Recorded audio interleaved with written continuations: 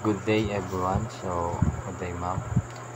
Ito po yung isa sa mga napili kong tula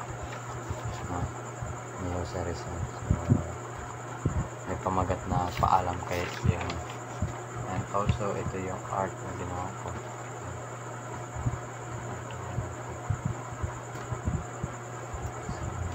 So, babasahin ko muna. Paalam kay Leonor. Dumating na rin ngayaong malinggatong na sandali ng malungkot na daratnin ng palad kong sawing-sawi. Sa huli nga'y dumating din ang sandali ng bighati na ako ay aalis na't mawawalay sa miniti. Paalam na, Leonor ko. Ako ngayon ay paalam. Ang puso kong umiibig sa iyo ko iiwan. Paalam na, Leonor ko. Dito ako ay mawawalay. O malungkot na paglayong ang sakit ko'y walang hanggan. So, yun nga no, yung pinaka mini-min dito ni Jose Rizal sa tulang ginawa niya is nagpapaalam siya no, kay Leonor. At saka sinasabi niya kung ano yung sakit na nararamdaman niya. Ina-express niya kung gaano kasakit yung paglisan niya kay Leonor. So, explanation ko naman about dito sa background ko, which is ito. Dito nyo merong handkerchief na hawak itong tao na to, karagatan, then barko. So, base sa tula, si Jose Rizal yung nagpapaalam. So, si Rizal, nare-represent ang drawing ko dito. Ito si Rizal, itong barkong to. Siya yung lumilisan. And itong iniwan niyang pag-ibig is itong handkerchief.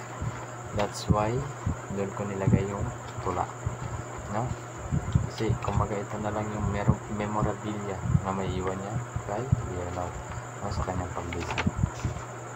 Ngunit the other side naman itong drawing ko, which is yung real life story naman. So hindi na siya based sa tula. Para sa akin naman, hindi siya sa real life. Ito naman ang nagre-represent kay Leonor, and ito naman ang nagre-represent kay Rizal. Bakit?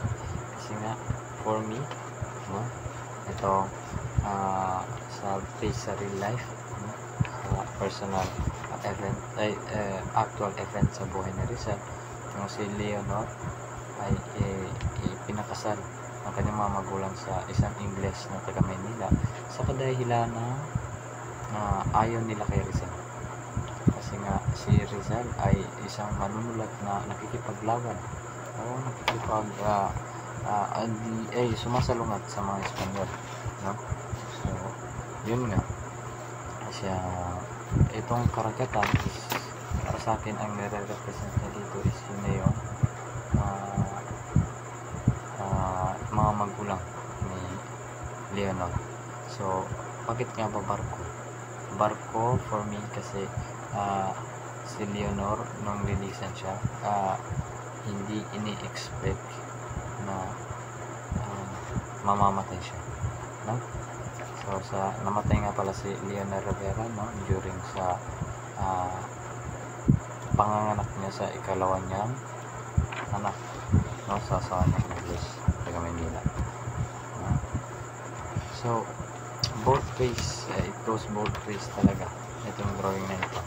So for me, yun yung pinaka purpose or pinaka highlight ng drawing ko, no, kung bakit ito yung nire-represent niya si Leonor, or bakit ito nire-represent niya si Rizal. So balik tayo sa bakit ito nire-represent si Rizal. So nga, yun nga nabanggit dito sa ikaunang sakno, no, ikaunang sakno, kaapat na talata, no, na ako ay alis na't mawawalay sa miniti. So sinasabi dito ni Rizal, no, sa unang sakno, ikaapat na talutod, na siya ay aalis, no, at iiwan niya, no, mawawalay na siya sa kanyang miniti. So may iwan na yung kanyang miniti. So para sa akin, pinaka better way na may express to in a more dramatic scene. Kasi kung aeroplano or sasakyan, feel ko hindi ganun ka-dramatic. Pero kung barko, no, yun yung mas mabuboost niya yung nafe-feel na reader. So, bakit nga ba may panyo? Yan naman nare-represent itong panyo. So, nare-represent ng panyo ito yung pag-ibig, no?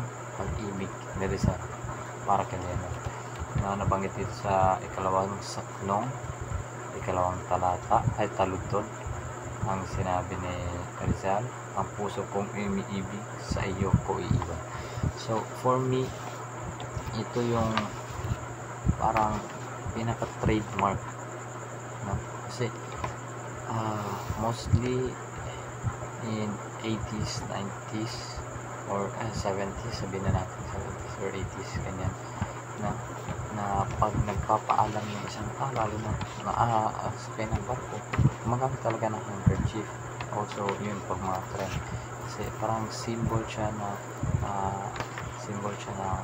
farewell, and also like parang good luck, na safetyness, and also parang you're wishing someone or them na makabalik ng safe sa iyo.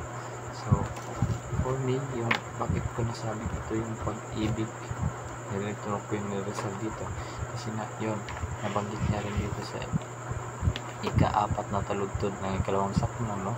O malungkot na paglayong, ang sakit ko'y walang hanggan. So ibig sabihin, hindi siya pa-move on, or more likely mahal niya pa rin si Leonor even though magkahiwalay sila. So para sa akin, yun yung sinisimbolize ng panyo, and also na connection nun sa talatang nabanggit. So yun nga, ito na yung pinaka explanation ng akin. So ito yung art ko. Yun lang po, maraming salamat.